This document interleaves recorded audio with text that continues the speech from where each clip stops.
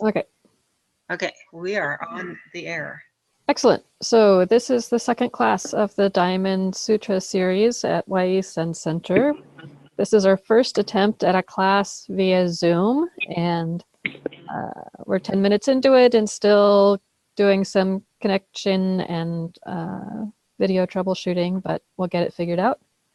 I'd like to start off just with a check-in about how people are finding the readings. Are they challenging? Are they fun? Do you want to pull your hair out? Are you excited by them? Are you learning things? Is this why bother? How is it for you? So let's. I'll just popcorn through and ask people to do a check-in if you don't mind. So let's start with Teiko. Alternately frustrating. I sometimes feel that we're counting angels on the head of a pin. And then other times I'm finding it really readable and insightful. So it may be depending on my mood. I don't know. That means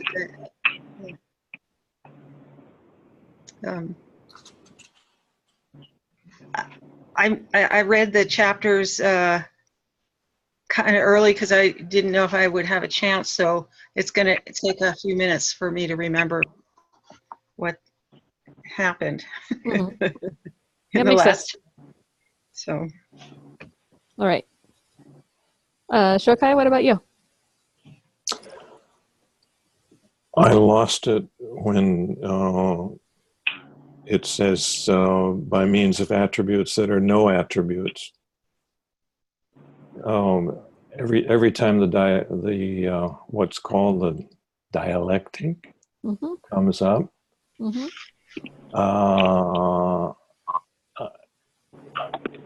I'm almost understand it, but when it goes one step beyond the dialectic, as it seems to do that, I'm lost. I don't embrace it. I've got it all at arm's length. Okay. I've read the whole damn thing over and over again. Okay. Great. Cameo? Yeah, I struggled with this one, these chapters, more than the first four. Mm-hmm. I found it hard to concentrate. I could read the sutra part fine, but the commentary, I think, is what I struggled more with. I could read a page or two at a time, and then I would just have to stop and walk away for a little while. But there were pieces of it that I really loved that definitely cut through. And Bruce, what is your Dharma name again? Shokai. Shokai. Shokai also got kind of swirling around the attribute of no attributes. And there would be times in meditation where I felt like I would land on it and then it would just float away. I feel a little nervous moving forward. This second part was so much harder than the first part that if this increases exponentially, I'm a little worried. Okay. Emily? I also really struggled when we hit that part of attribute with no attribute. And I got to thinking about it more. And there's a part where he's quoting Shufa, is that right? Mm-hmm. Where he says, the Buddha's incarnated body is like an image that appears and disappears in a mirror. Mm-hmm. His real body is like the mirror's basic ability to reflect. And when I was studying counseling, one of my teachers, who I really adored, part of the advice that he would give students was to be a mirror for your clients.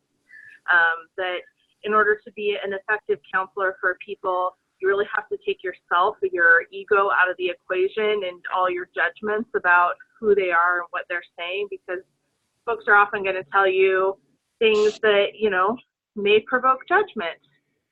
And that by being a mirror, you can reflect to them what it is that they are saying in a way that makes it easier for them to be able to see it. Mm-hmm.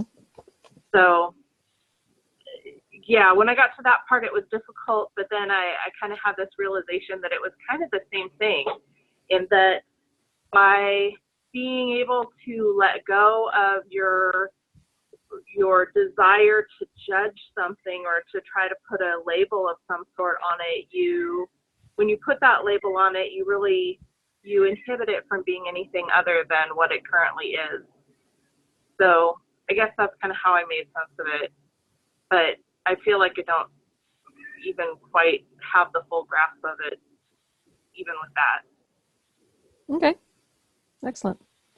So Laura and Mani, we're going through and just doing a brief check-in about how we're finding the readings, whether they're challenging, exciting, insightful, whatever. So are you there, Laura? Maybe? Hello? Yeah, I can hear you but not see you. Yeah, and I can't even have a camera on it, I found out. So now I'm on my work computer, but I can't figure out how to get it to show me. So I'll have to figure that out. Do you have a tape or a sticky over the webcam? Looks like it kind of. When we do Adobe Connect at work, we can share the screen. Not people, people can see you. So I don't think I must not have a camera on here. The only thing I can think. It says webcam, so I don't know, but Okay. I apologize, but I enjoyed. I found this next section, the section that we read, I found it to have a lot of really substantive content in it. I really enjoyed this discussion about a raft and about the teachings being a raft and not getting too hung up on them. And I really missions and attributes and getting past those I found to be very substantive. I kind of found this section to be where we really got into the reading a little more and got a little bit past sort of the basic kind of 101 kind of information. Great. Mani, how about you? Hi, by the way. Hi, I'm late. That's okay. I thought it was interesting. I got hung up on, let's see, I have my notes here. Chapter 7 went completely over my head, and I got hung up on that, and I didn't understand any of it. But I got some insights from it, I guess. I don't know if they're right or not. So I'm excited to hear what other people have to say about it. Great. Yeah. Thank you. I'm going to get my headphones really quick. Okay. I'll be back. Okay.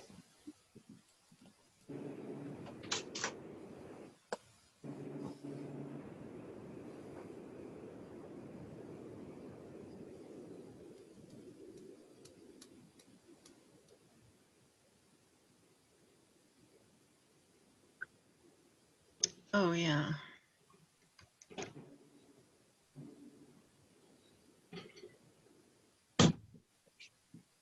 Did that get cut off? What just happened? Yeah, something weird just happened. Yeah, it did. Maybe I can undo that. Because that was weird.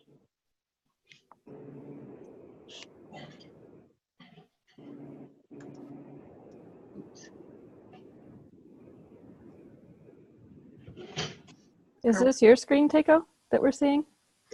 Oh, are you seeing my screen? I'm seeing somebody's screen. Oh, let's see.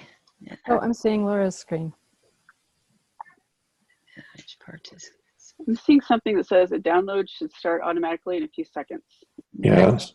Yeah, but on the toolbar, it's got a Laura Pramick Facebook link. So we're seeing Laura's screen. I think I ended up there now. I don't know what I did. I was trying to find the camera. Okay, we're back to where we were. Okay. I think I ended up sharing my screen. Yeah, you ended up sharing your screen, but now you're not sharing your screen. But I thought it was the camera. So All right. So before we launch into discussing the chapters, I have not yet done that thing I said I was going to do about pulling out the dialogue so it can be read as a performance. I still plan on doing that. I haven't done that yet, but maybe as we move towards the latter classes and we want to do like the whole chunk of it and just spend some time with somebody playing the Buddha and somebody playing Subhuti. Be awesome. That would be great. So that's still in my head. I haven't forgotten about it. I just haven't done that part yet. There are two things I want to talk about before we start going into the chapter review aspect of it. One is the importance of viewing this material through the eyes of the student. So we're not, even when we're examining this material with a critical mind, we're not taking the seat of the expert trying to break the arguments or find out where the limitations are. We're still looking at this through the eyes of a student. And the critical view we're bringing to it is looking at what is the structure, how are the arguments set up in terms of how is this unfolding our learning? How is this helping us to discover what it is that the sutra is trying to teach? Does that make sense? So in Zen, we often talk about the importance of great faith, great doubt, and great determination. So great faith being that visceral body faith in our own awakening and in the capacity of everyone to awaken. And then great doubt isn't an intellectual doubt, but it's that fully embodied inquiry. It's that fully embodied investigation of what is reality. And then great determination is what allows those two to continue to unfold and bring us through all of the challenges that will arise to get into, that gets in the way of that great faith and great doubt. Does that make sense? So hopefully, even though this material is challenging and we have questions and we don't fully understand it, there's a way in which that's okay because we're still learning. And it's not going to be a one and done, read it, we've mastered it. And it's not going to be, okay, there's going to be a quiz and I have the right answer.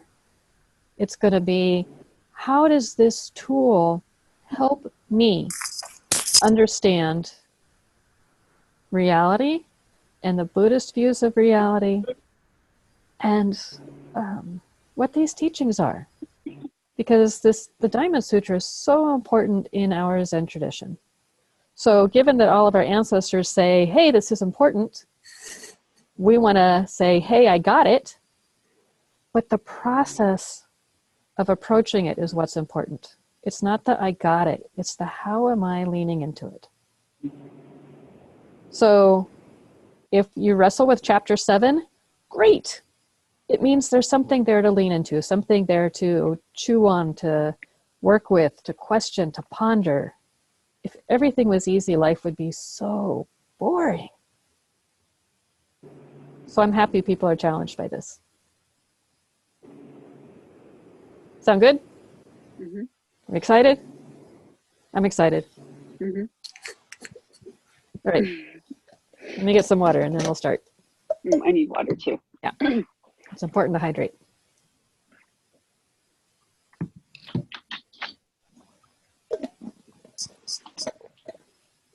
So I'd kind of like to go through this sort of chapter by chapter, the way we did last time. How much time do we have?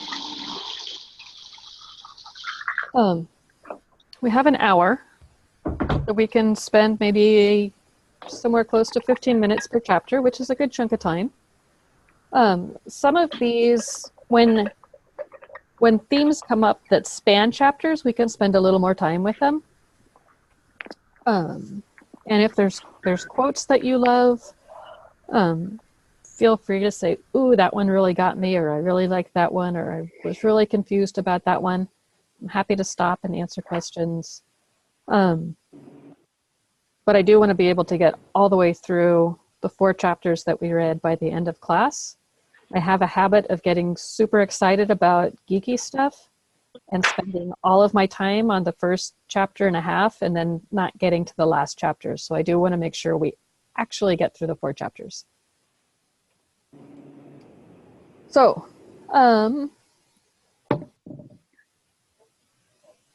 does everybody have the text in front of them? Mm-hmm. Okay. Shokai, would you read that first section of, or that chapter 5, just the sutra part that shows up in the italics on page 101? Okay, I'm on page 3, which is the same thing. Okay, I'm looking at the text and the Yeah, I commentary. know. I'm Okay. looking at the pure thing. Great. What do you think, Subhuti? Can the Tathagata be seen by the possession of attributes? Subhuti replied, no, indeed, Bhagavan. The Tathagata cannot be seen by means of the possession of attributes. And why not? Bhagavan, what the Tathagata Tathagata? says, Tathagata? Tathagata.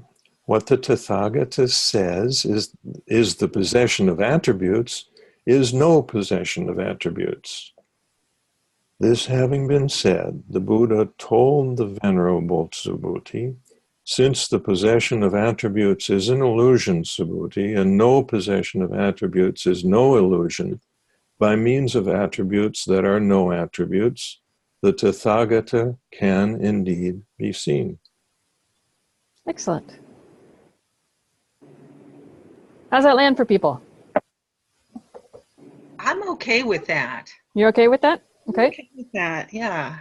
I hear it just saying, I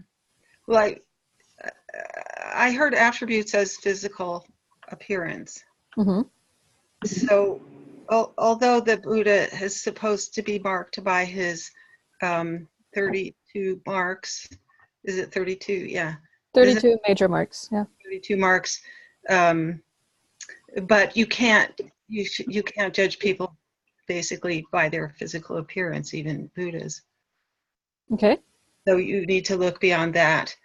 And then when you see their values or what kind of people they are, you even need to look beyond that. Okay. What else? What else do people get out of this particular chapter?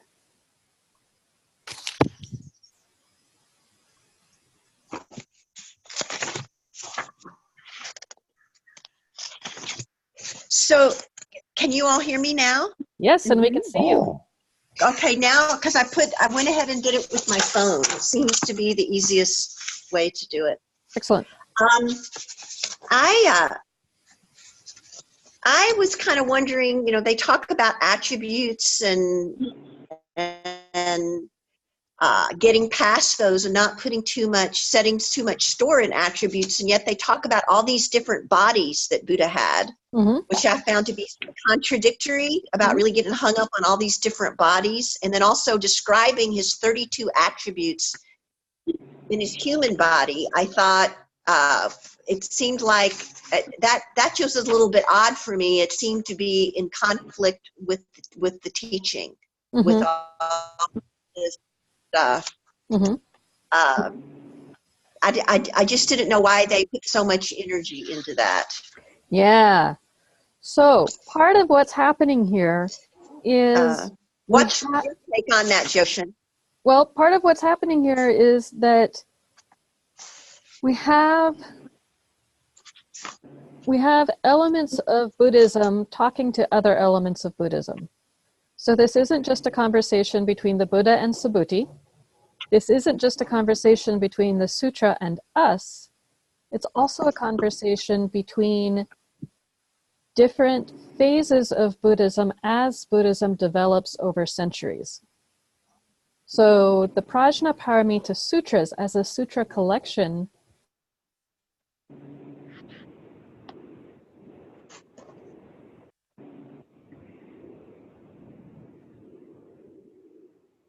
Everything stopped. Yeah, I'm having the same issue. Well, It looks Joshin stopped. I guess everybody else is moving. Oh, I'm here. It's the internet connection, I think. Well, I forgot that I have to touch my mouse every now and then, otherwise my computer goes to sleep and everything shuts down. Okay, it did that. Sorry. I forgot about that part. So now I will neurotically touch my mouse from time to time.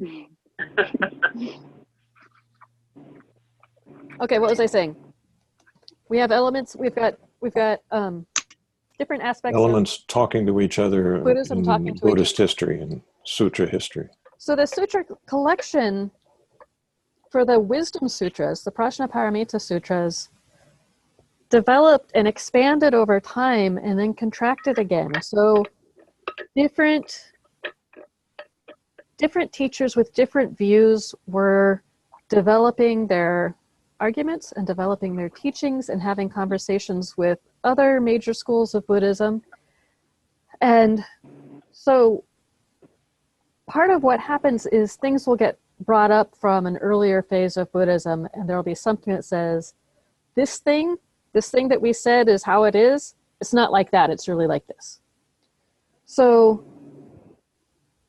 if you look at something from the Pali Canon, and then you look at something from the late Mahayana scriptures, it might look like they're saying completely different things. But if you look at the information from the Pali Canon from a Pali Canon perspective, it makes sense. And if you look at the Mahayana Sutras from a Mahayana perspective, it makes sense. So there's context here that it's important to understand, or at least be aware that there's a lot of context, even if you don't understand all of the subtle details to it. So at one point, there was a teaching that said the Buddha can be identified by the 32 major marks.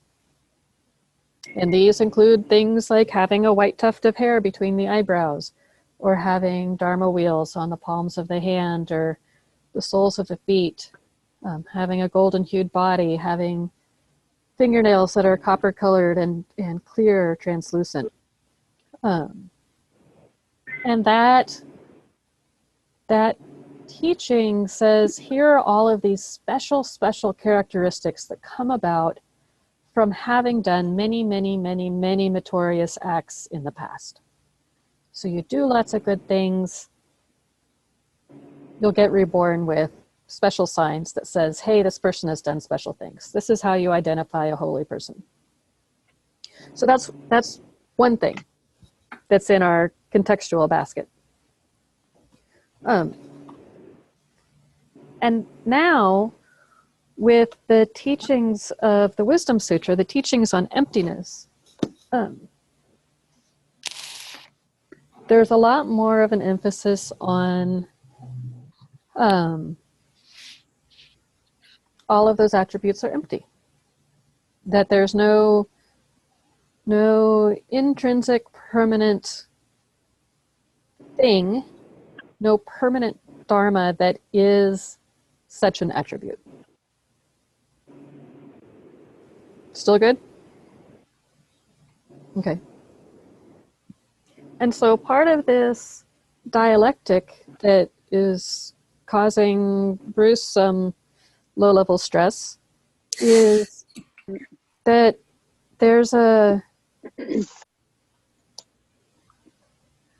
way of presenting these teachings. It shows up very much in the Wisdom Sutras. Dogen picks up the practice as well, where you say, here's a thing, here's not a thing, here's a thing, right? I was glad to see that Dogen didn't, or rather that this showed up elsewhere and not just in Dogen. No. The Diamond Sutra predated Dogen by many I know. I So- figured that out. Yeah. I thought Dogen had a monopoly on it, but he didn't. No. Actually, at some point we'll have you read Nagarjuna, and then there's a whole different dialectic that you get to wrestle with. So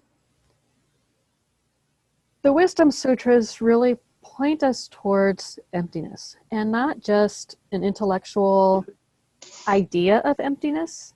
We can say something that is empty has no permanent intrinsic nature, no essence, no thingness. And there's many classic examples of how to describe that or how to show that. So,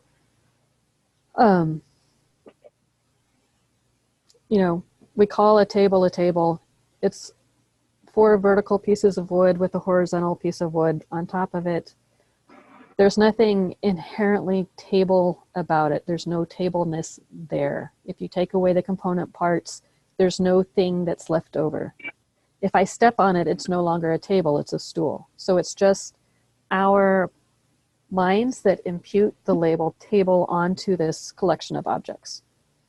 So we can then say this collection of objects is called a table, but it's empty of table nature, right?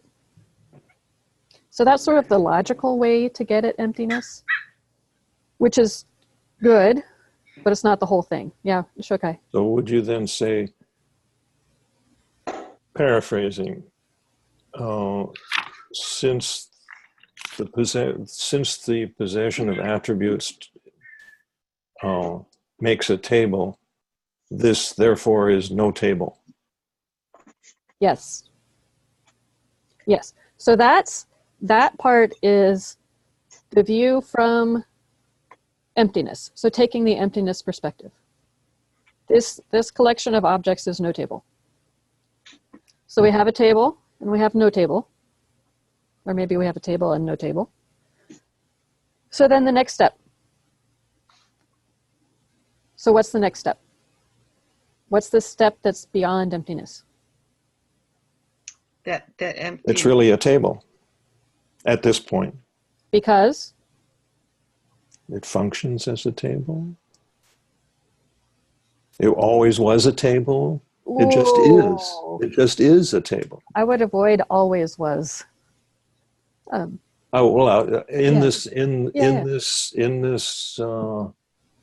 few minutes of observation, it's always been a table since I started looking at it. Close. Okay, I back off. Or the idea of whether or not it's a table is also empty. That's Close. So,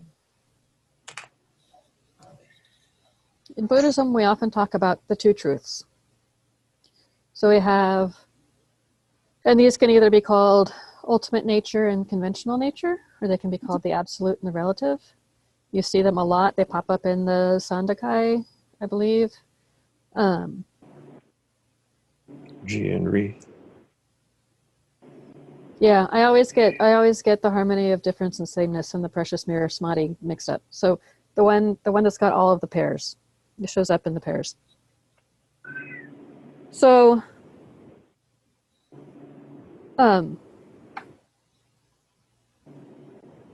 ultimate nature is what we've been talking about, or the absolute, the view from emptiness, right? That things lack inherent existence. Corollary to that there's a whole knot of very important Buddhist teachings that are all sort of coming together at this particular point. The other aspect of this, when you push through, like taking that view of emptiness and looking through it completely. And this is a body thing. This isn't a mind trick or an intellectual understanding. But when you push through it completely, what happens is It's not that the world disappears, it's that the world reappears in all of its vividness, all of its dynamic qualities. And so, like two sides of a coin, we have emptiness, we have dependent origination.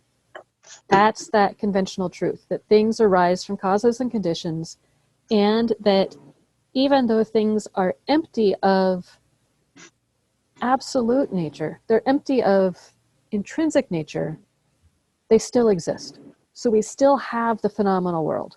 We are still surrounded by the phenomenal world, right? So this is a table, this is no table, this is a table. This is ordinary view, this is the view from emptiness, this is the view having gone through emptiness to dependent origination. Does that make sense? It's both. It doesn't have to be just one or the other. No, but that's the way the dialectic is set up. Yes. So, and we're going to see this again and again and again and again as we go through these chapters. This is not this, therefore this is this. And it's reminding us again and again, don't get caught at emptiness. Don't get to emptiness and stop there. Right. Okay? Could you say again, we've gone through emptiness to? Interdependent co-arising. Yeah, okay. Dependent origination. Yeah. The celebration of all the unique things in the universe that appear in this moment just as I do.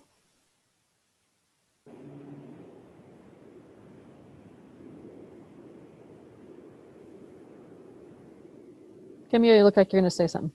Is that what's meant by path? So the path is this journey from dependent origination to emptiness and then back to, like, that's the path of walking back and forth between the dialectic to come to a place where you see everything? I think I get cautious anytime I see that word path because it can mean different things in different contexts. And it's In this context.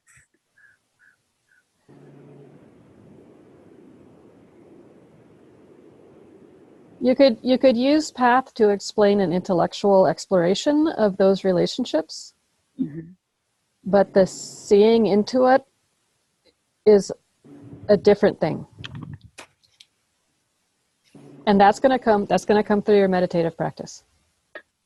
That's the body part. That's the body part. That's the sudden insight part.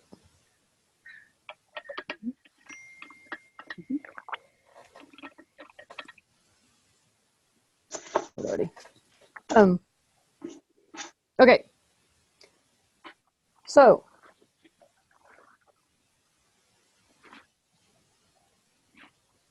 that's the possession of no attributes. So that having been said, the Buddha told the Venerable Subhuti, since the possession of attributes is an illusion, so... Uh-oh, touch your mouse.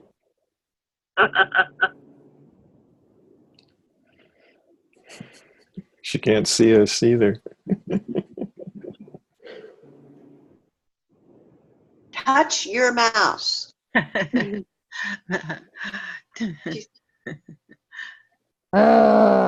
about that. I'm talking with my hands too much. My hands aren't on my keyboard enough.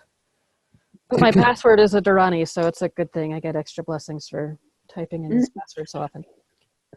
Okay. Since the possession of attributes is an illusion, right?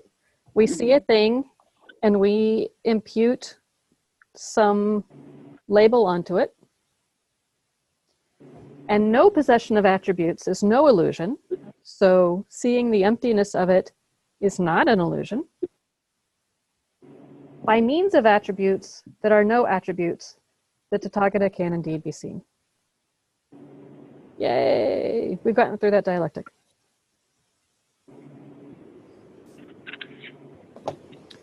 Okay, so looking at the commentary for chapter 5, is there anything that pops out at you?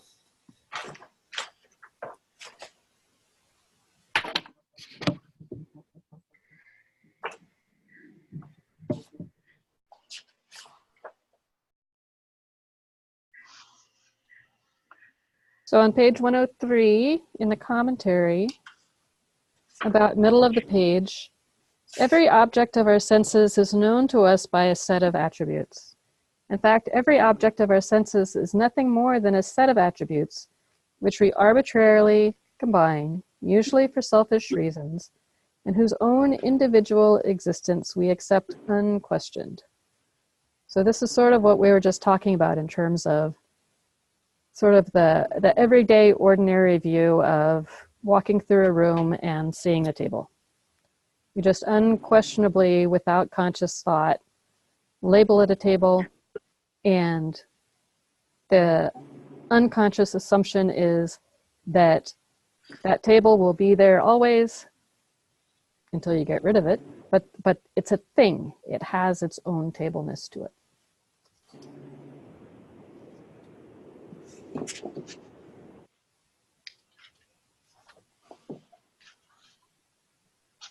I had a paragraph on 108 that has a lot of flow on it. It says, the Buddha's point is that while we can view the attributes of a body as an illusion, if we can see them as no attributes, as not severed from the seamless fabric of reality, we see the Buddha's true body, which necessarily includes the very attributes whose reality was just denied. Exactly. So we often talk about the 3 marks of dukkha. So all things are marked by this quality of unsatisfactoriness. Anicca, which is no self, or anicca, which is impermanence, and anatta, which is no self. But then we talk about emptiness as being the one marked. Everything is marked by emptiness. Everything has this quality of emptiness. Everything is lacking a permanent intrinsic nature. So each thing shares that. There's a quote in one of the other chapters of somebody's commentary, maybe Red Pines, I'm not sure. Anyway, he said, we can use the mind to eliminate the mind, and yet the mind is still, there it is. Still. So that made sense to me. Yeah, yeah. Other phrases or quotes from this chapter? One of the ones that stood out for me was a comment on 106. Although Subhuti's answer reveals his understanding of the logical technique used to express this doctrine, he's not yet penetrated the emptiness of emptiness. Mm-hmm. So it's easy to read through the sutra and commentary and just take it all in as this must be so, this must be so, this must be so. My understanding, it doesn't quite accord with it, therefore the fault is mine and I need to master this wisdom. Well, even Subhuti is still learning. Subhuti is taking on our role here, where he's developing his understanding. So as you read this, like, invoke that great doubt. Like, don't take Subhuti's words as this is the ultimate truth, because he's still learning too. He's our pal on the path. He's our buddy in the classroom who's asking the questions that we don't want to ask because we're afraid to ask. And he gets corrected very gently by the Buddha. And he is shown to have a good grasp of it, but there's still more to learn. So the Buddha coaxes him a little bit further, a little bit further, a little bit further.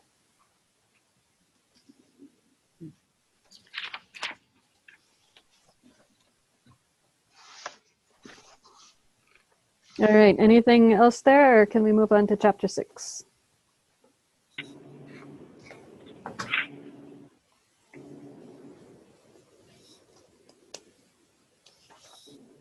There was one part, and I don't remember which page it was on, but they were talking about how these first chapters, right here,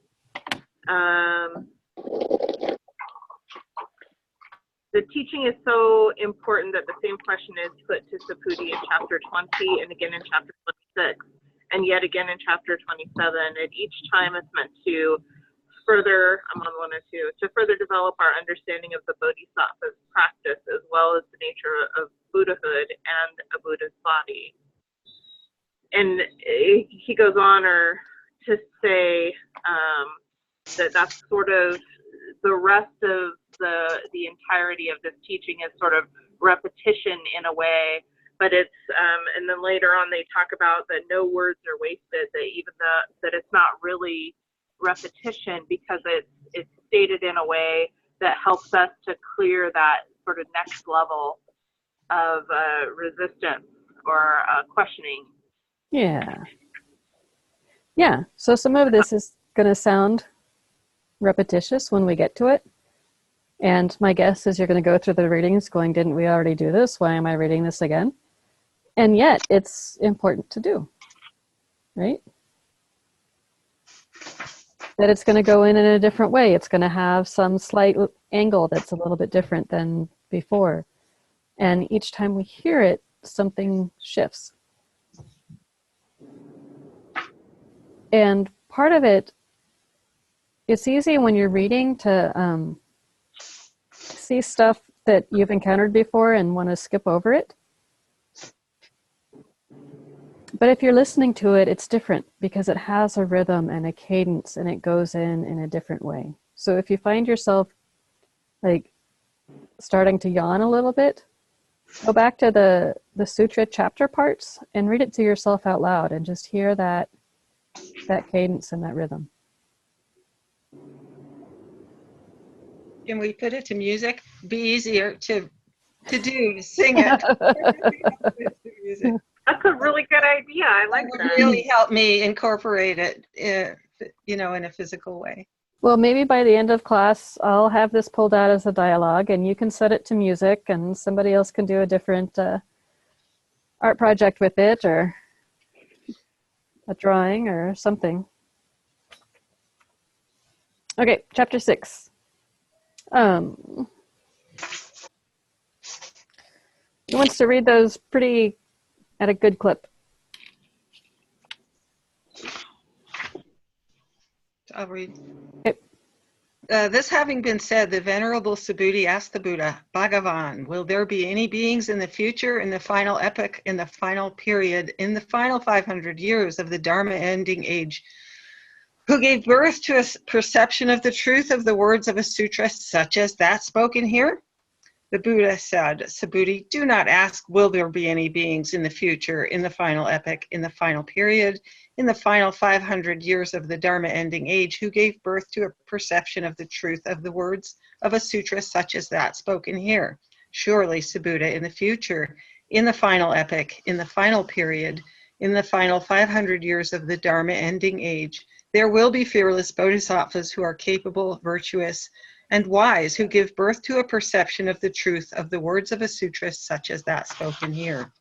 Indeed, Subhuti, such fearless bodhisattvas will have honored not just one Buddha, and they will have planted auspicious roots before not just one Buddha. Surely, Subhuti, such fearless bodhisattvas will have honored countless hundreds and thousands of Buddhas, and they will have planted auspicious roots before countless hundreds and thousands of Buddhas. In the words of a sutra such as that spoken here, they are sure to gain perfect clarity of mind. The Tathagata knows them, Subhuti, by means of his Buddha knowledge, and the Tathagata sees them, Subhuti, by means of his Buddha vision. The Tathagata is aware of them, Subhuti, for they all produce and receive a measureless, infinite body of merit. And how so? Because, Subhuti, these fearless bodhisattvas do not create the perception of a self, nor do they create the perception of a being, a life, or a soul. Nor, Subhuti, do these fearless bodhisattvas create the perception of a dharma, much less the perception of no dharma. Subhuti, they do not create a perception nor no perception. And why not? Because, Subhuti, if these fearless bodhisattvas created the perception of a dharma, they would be attached to a self, a being, a life, and a soul. Likewise, if they created the perception of no dharma, they would be attached to a life, a self, a being, a life, and a soul. And why not? Because surely, Subhuti, fearless bodhisattvas do not cling to a dharma, much less to no dharma. This is the meaning behind the Tathagata saying, a dharma teaching is like a raft. If you should let go of dharmas, of how much more so no dharmas. All right, good stuff. Thank you, Teiko. Yeah. There was a lot of paragraphs there for some of these chapters. So we have some interesting themes in this chapter. We're encountering merit again, or this idea of merit or creating merit. We have themes of this Dharma ending age, which I talked about a little bit at the last class, I believe, didn't I? Maybe? Okay.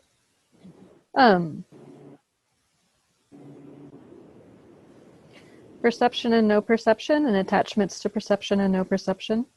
And then this last one of a Dharma teaching like a raft. Where would you like to start? Well, I found a lot to like in this chapter, Mm-hmm. but I had a question. I thought that the Buddha sounded a little scoldy, like he was saying, "This is a stupid question. Why do you ask such a stupid question?" And is a scoldy Buddha a bad thing? No, it just surprised me. I thought he should maybe have been a little more compassionate with his response. But but I liked the chapter a lot. I thought that the not being attached to the Dharma or no Dharma, I loved it. Was like don't become addicted to the medicine, and it reminded me of when you make a truth the only truth, the ultimate truth, it becomes something horrible. Bible thumpers and literal fundamentalist people. And so I loved that idea. And I also loved I loved a lot of the commentary that Red Pine pointed out, that the Buddha urges bodhisattvas to take the middle path between idealism and nihilism. Mm-hmm. It's good. Yeah. That's that middle path between believing in permanent objects, which is the idealism or eternalism, and the view that because all things are empty, they don't exist. That's the nihilism. And so we take a middle path between those two. Yeah. So maybe, there's nothing's real. But it still matters what you do in the here and now. Yeah. And I wouldn't say things aren't real. They're not real as we perceive them. Right. It's not what we think, but it still matters what you do. I mean, I like that personally a lot because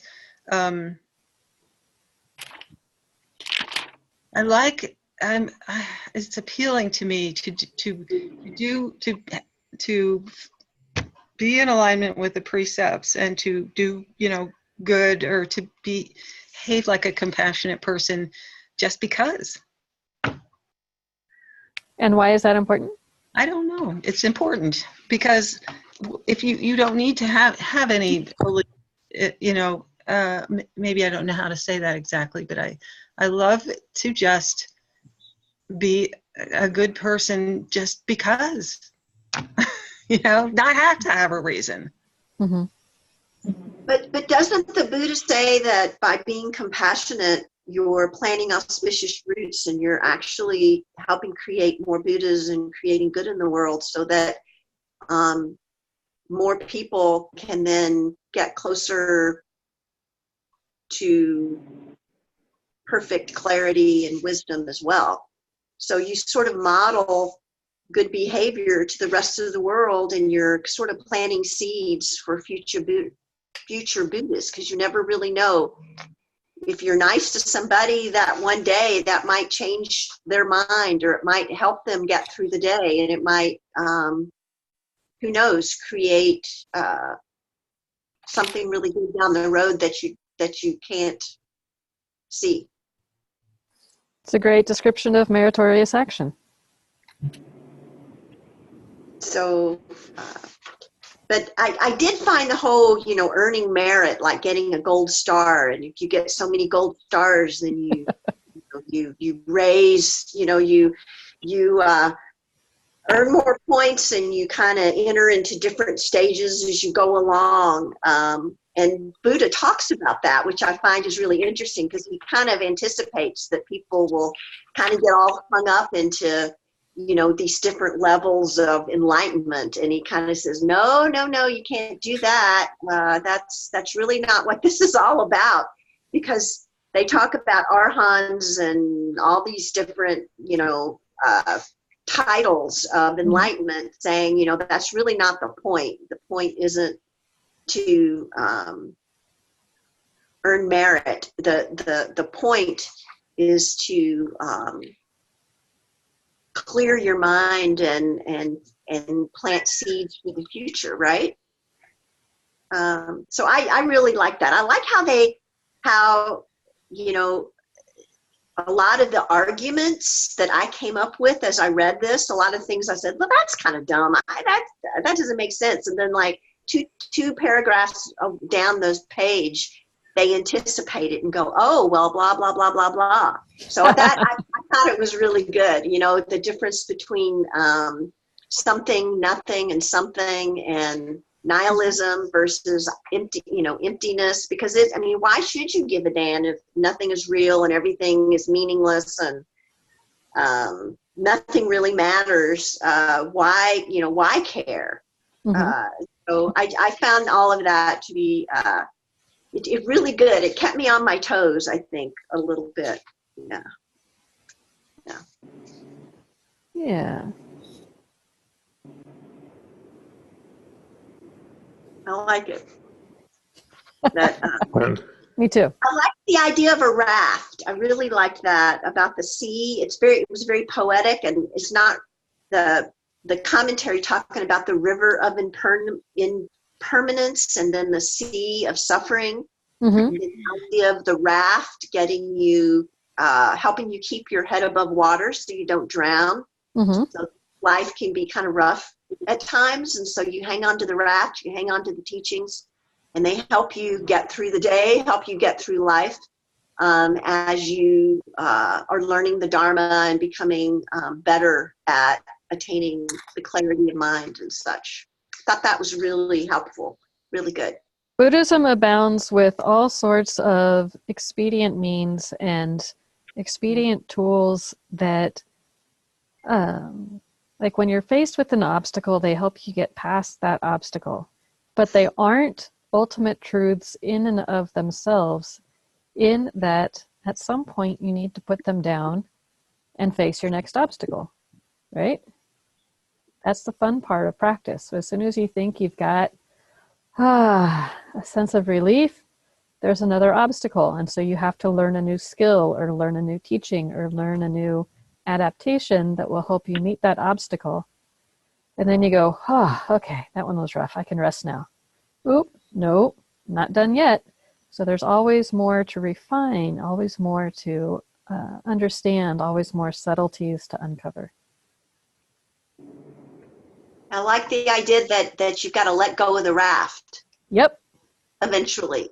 Yep. And then another raft, I guess, that you hang on to. But I like that idea that, because people do get kind of hung up on all the rules and the teachings and the words, and maybe they use it as a crutch, maybe. Yep. And so one of the things that's important to note there is that when it's appropriate, it's important to have that teaching or those rules or that view. And when it's time to put it down, you put it down. But when you need it and it's useful, it's important to have it or to have access to it. So it's not as if these doctrines or teachings are wrong or less than or something for people who are new on the path to have. They're super important when they're needed. Well, it says the only purpose of any dharma is to help beings cross the sea of life and death. Once across that talk, what talk can there be of the right dharma or the wrong dharma? The Buddha also uses the metaphor, this is on page 126, it says the Buddha also uses the metaphor of medicine in the same way, urging his disciples not to become addicted to a medicine that cures their illness, lest they exchange one illness for another. These 2 pages, 126 and 127, were full of a lot of really heavy, good things to think about. Good. I'm glad you got some good Dharma nurturing from them. What did you all think about all that? The rest of everybody. I kind of got obsessed with the idea of the Dharma diminishing every 500 years. And everything. And then, I mean, what you just said, Laura, was really interesting. And I kind of just sort of didn't see that because I was sort of fascinated by this other thing. I didn't have any insight. I just think it's kind of an interesting idea that kind of doesn't really make sense to me, but. Well, one thing I can provide in terms of context is that the Vedic system, the Hindu system from which Buddhism arose, had this idea of world cycles. So there would be cycles of creation and then cycles of destruction. So cycles of creation and cycles of destruction. Part of the Buddhist worldview is that after the Buddha's parinirvana, after he stopped teaching in the world, the historical Buddha stopped teaching in the world, there were these various ages of the decline of the Dharma where things would get systematically a little more unskillful or a little more ignorant. And over the centuries, there would be this decline of the Dharma. And that sounds fairly terrible, except for the fact that once the Dharma has disappeared, that allows for a new Buddha to arise. And so the idea is Maitreya is up in Tushita heaven waiting for his time to emerge in the world as the next Buddha. So it's not as if the Dharma is going to disappear out of the universe and will be gone forever, but it's that it's part of a cycle. It's part of a system of cycles in that there's this flourishing of the Dharma, there's a stagnation of the Dharma, there's a decline of the Dharma, there's the disappearance of the Dharma, and then the new Buddha arises. So hopefully that'll take some edge off the what is going on here. Yeah, it does. Okay. It does actually. That's really interesting, the whole idea. And then I also appreciate that he says that as long as people are seeking the Dharma, that it's still available for people who are seeking. Yeah. I think that's what he said. Yeah. Yeah. I'm clocking time, and I'm approaching being short on time again. Is it okay if we move on to chapter 7? All right. Yeah. Okay. Chapter 7. Once again, the Buddha asked the Venerable Subhuti, "What do you think, Subhuti? Did the Tathagata realize any such dharma as unexcelled perfect enlightenment? And does the Tathagata teach any such dharma?" The Venerable Subhuti thereupon answered, "Bhagavan, as I understand the meaning of what the Buddha says, the Tathagata did not realize any such dharma as unexcelled perfect enlightenment. Nor does the Tathagata teach such a dharma. And why? Because this dharma realized and taught by the Tathagata is incomprehensible and inexpressible, and neither a dharma nor no dharma. And why? Because sages arise from what is uncreated." So here we have the Buddha asking Subhuti a question, and Subhuti answers. And as we find out in the commentary, his answers not quite what the Buddha's expecting.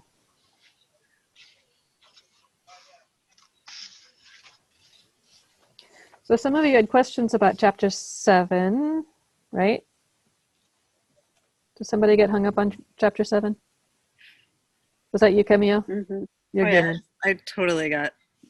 I did too. I have like 3 quotes written down, and then maybe it's just late and my mind is fatigued, but I don't get chapter 7. Okay. Yeah, I don't either. Okay. But one thing I wrote down that I did like, and this came up a couple of times on page 132, Vasubandhu Mm-hmm. is cited, and why is the focus on teaching and not on realization? Because teaching is the manifestation of realization. Mm-hmm. I loved that. Mm-hmm. You can't teach it unless you know it, or at least you have an experience of it. Mm-hmm. Yeah. It reminded me of the first chapter where there's the description of washing the bowl, putting on the robes, like that piece about demonstrating through your body, through your actions, as opposed to teaching. Or that is teaching. Mm-hmm. Yeah. Let's see if I can pull out some things here that might be helpful to folks. So unexcelled perfect enlightenment is Anuttara Samyak Sambodhi. That shows up in the Hyoji Kaiman recitation, I believe.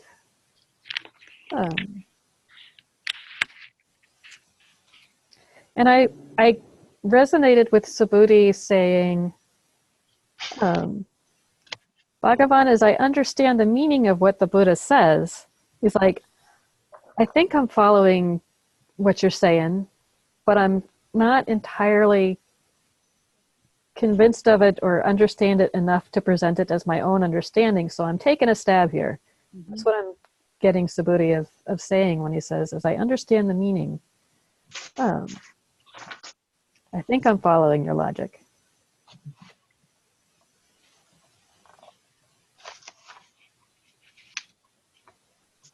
But then he has this bit at the end. And why? Because sages arise from what is uncreated. And there's a whole lot of commentary around that last bit.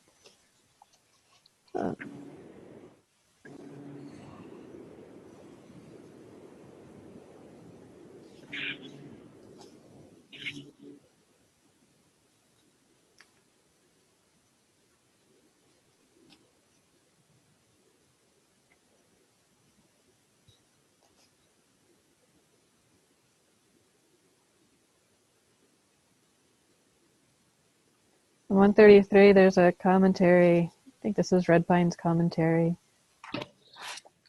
The Buddha's questions in the sutra are similar to what later became known as koans in the Zen tradition. They're not posed to develop our understanding so much as to free us from our understanding. So to free us from our ideas about how the world is and push us to a point where we experience how the world is. In this case, our understanding of enlightenment.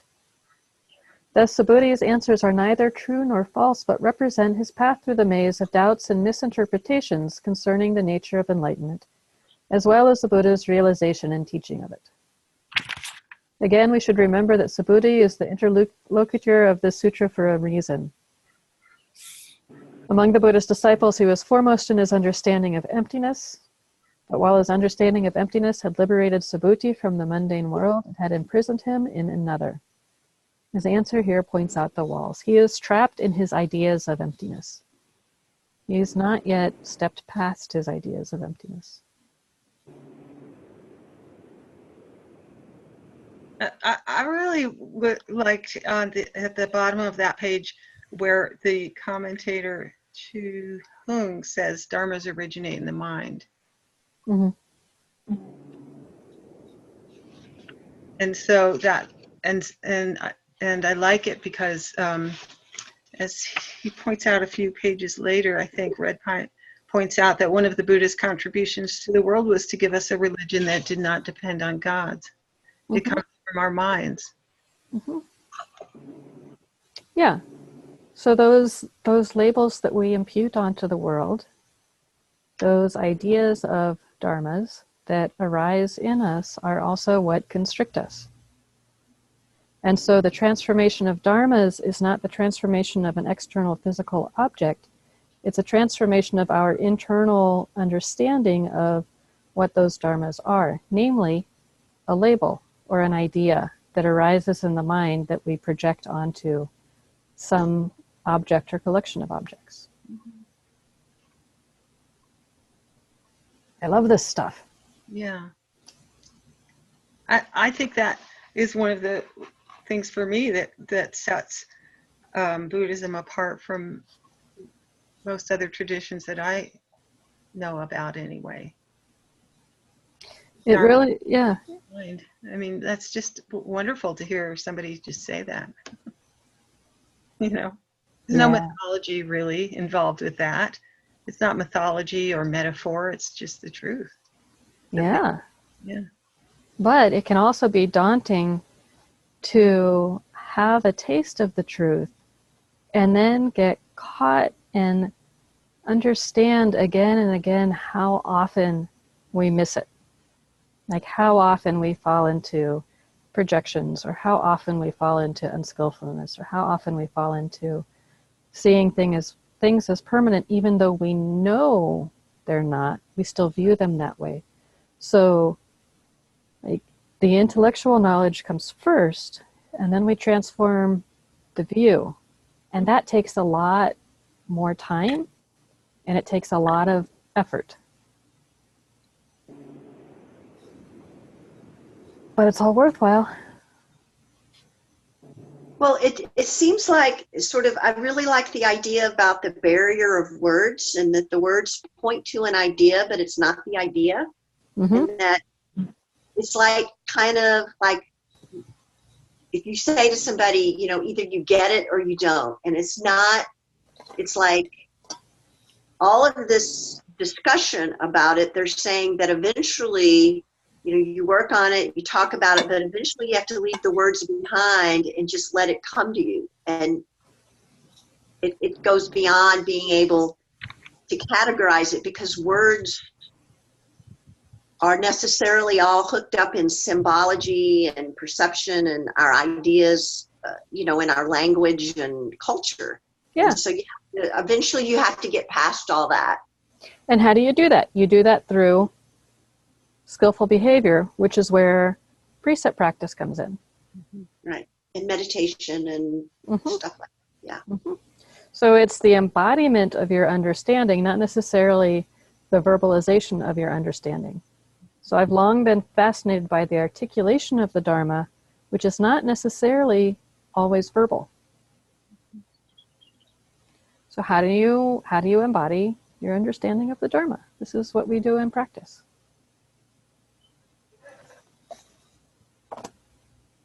Are we ready for chapter 8? We got 10 minutes. We can do this. Buddhism on octane, high octane. Man, I was thinking an hour and a half would be enough for these 4 chapters, and holy cow.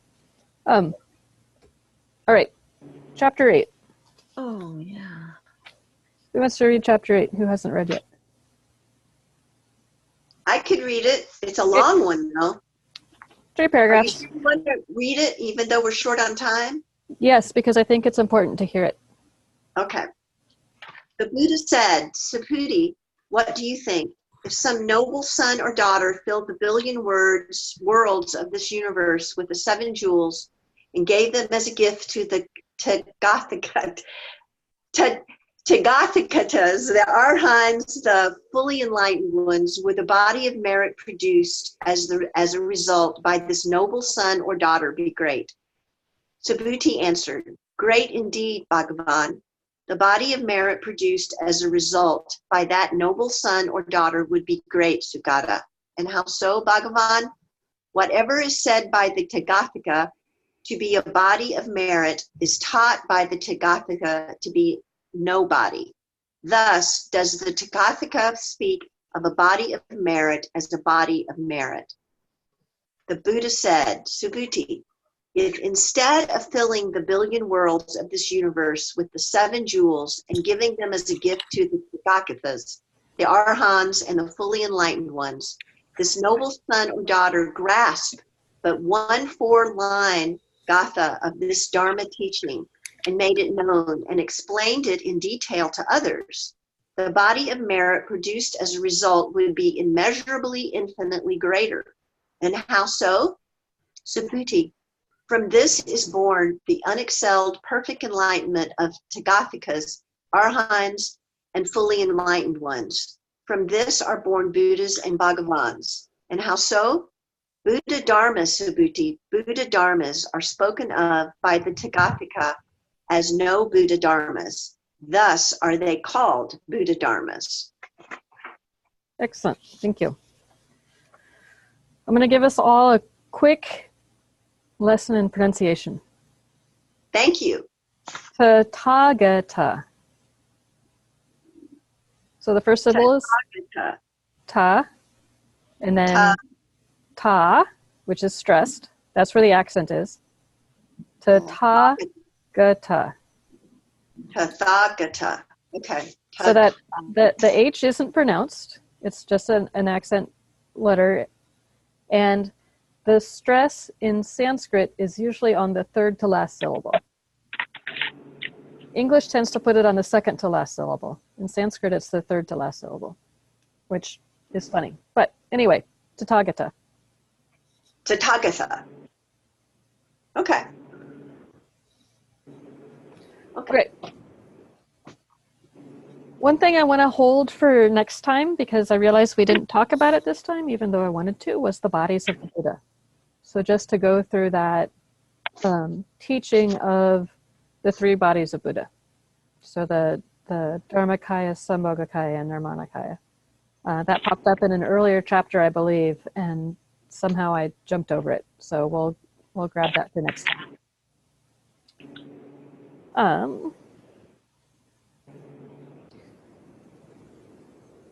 So this is often a theme in sutras is, hey, if you imagine a whole huge unimaginable pile of all of these super wonderful things and you compare it to the spiritual thing, which is more important, the answer is usually the spiritual thing. I'm just going to say that right now. So when you get these lists, know that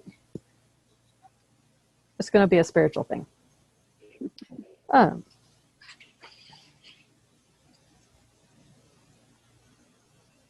And once again, we still have the dialectic of a thing, no thing, and then a thing. So it's pointing to... I don't get it.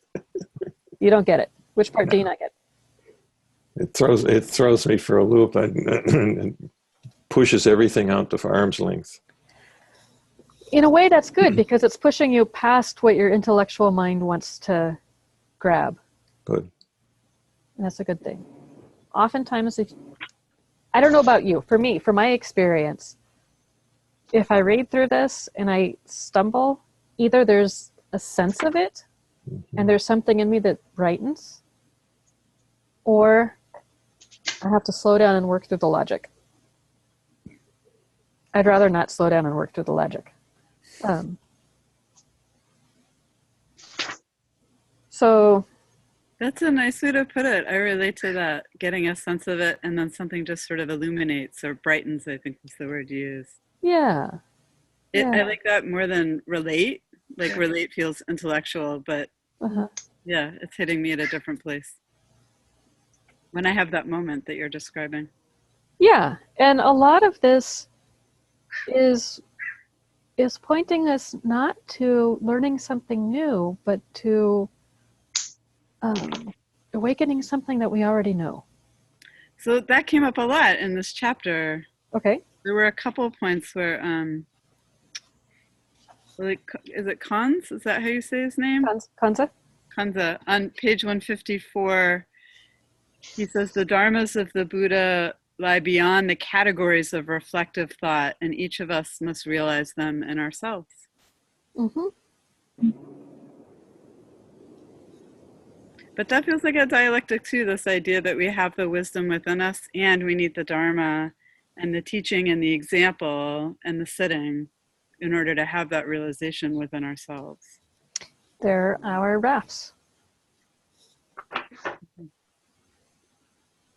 So what's the shore?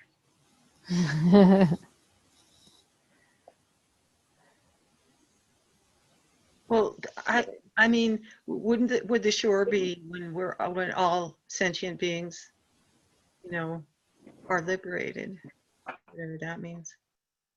And that's one thing that I thought of with this chapter, and I can't quote you what, you know, the commentary, but he talks about I think Red Pine talks about the difference between arhats and bodhisattvas as pointed out in this chapter.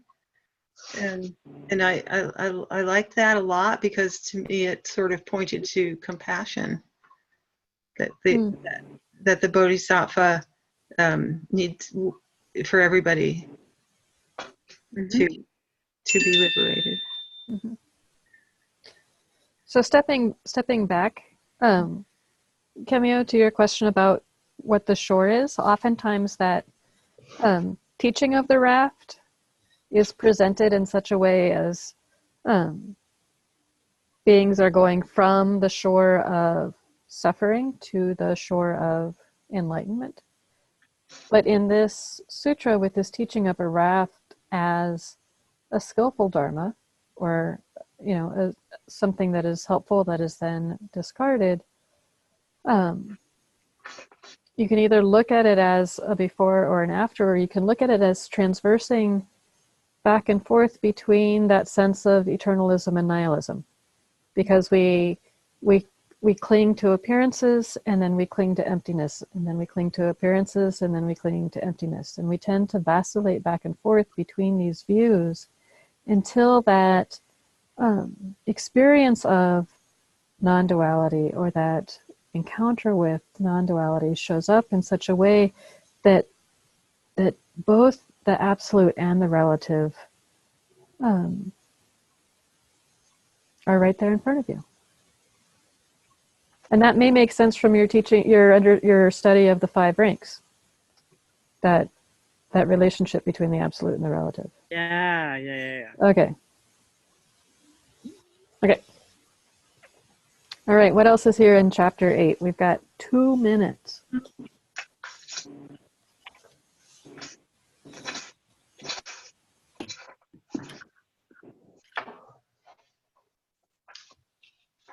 For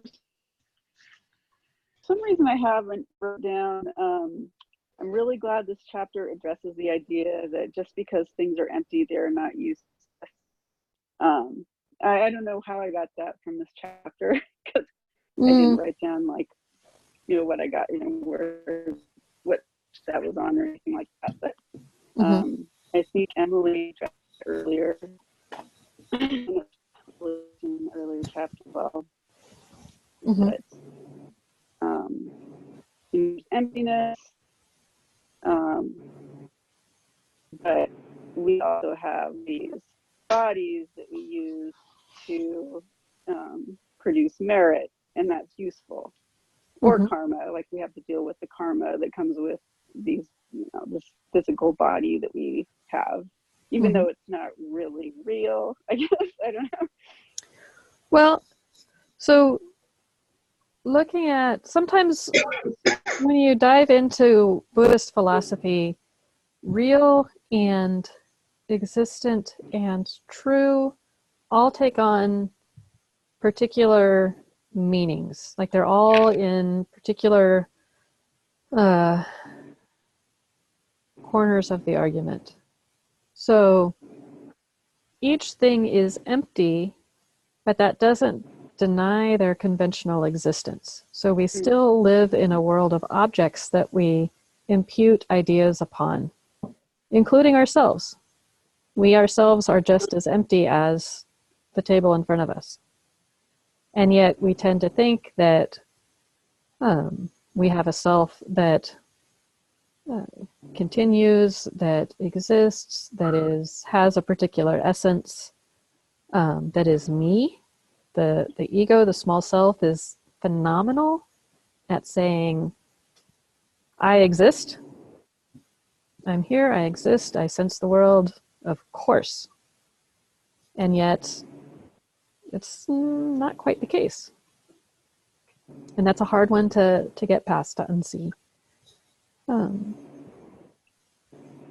But yeah, that ability to look at things and recognize the emptiness and still delight in their suchness, in their beingness, even as momentary and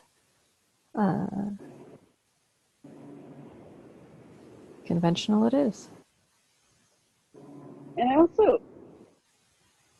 kind of got the idea that it's important to acknowledge that beingness, that because that's how we're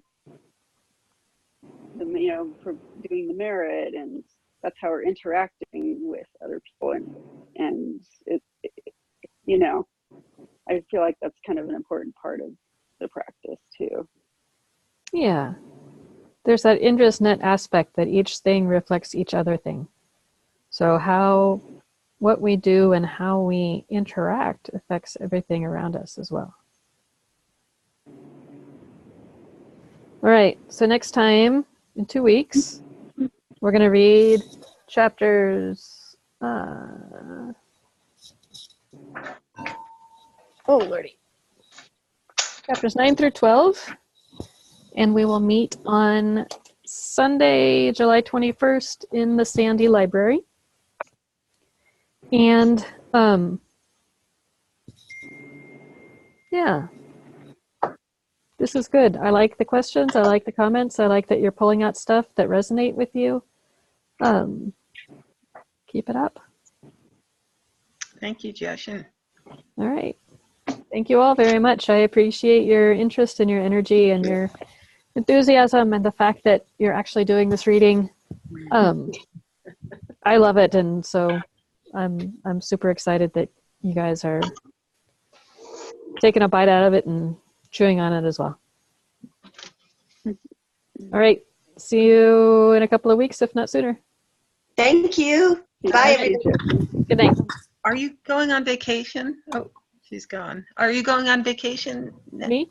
Yeah, like next week? I am I'm at Dharma camp this week, Oh. and I'll be taking vacation second week of August. Okay. Yeah. I was going to tell you have a wonderful time, but I don't have to say that yet. I got to get through Dharma camp first. All right. Bye-bye. Bye.